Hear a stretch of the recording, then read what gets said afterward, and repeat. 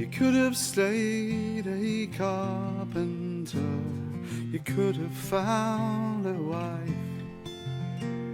respected in the town you loved, and made a home for life.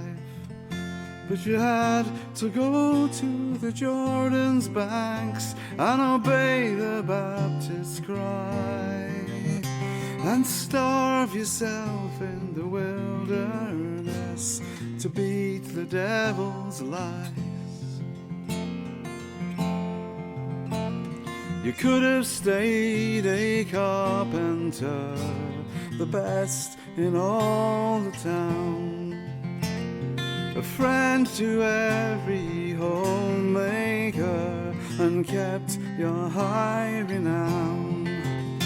But you had to seek out the poor and sick with your wild and hopeful words, and show how God is on their side through miracles and cures.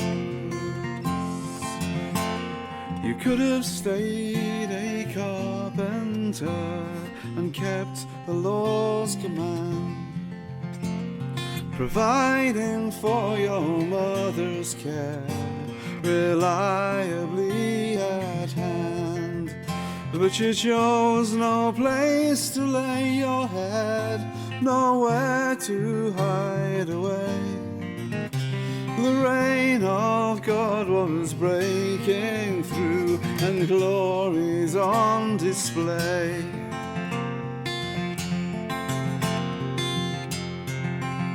You could have stayed a carpenter, looked after number one, preserving all the skills you learned from father down to son.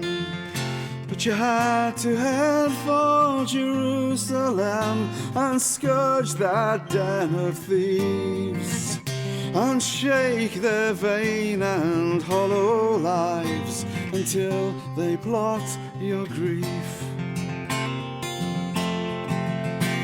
You could have stayed a carpenter and made beauty out of wood, repairing all that was brought to you, renowned for doing good. But you chose to fix the broken lives through channeling God's peace. So they made a cross and they named the price for the anger you released. You could have stayed a carpenter, but you journeyed far from home, obedient to your father's voice, till death was all you owned.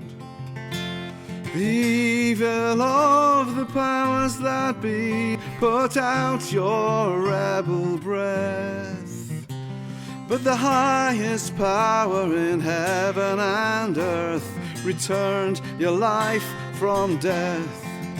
Yeah, you should have stayed a carpenter, but ready for the fight.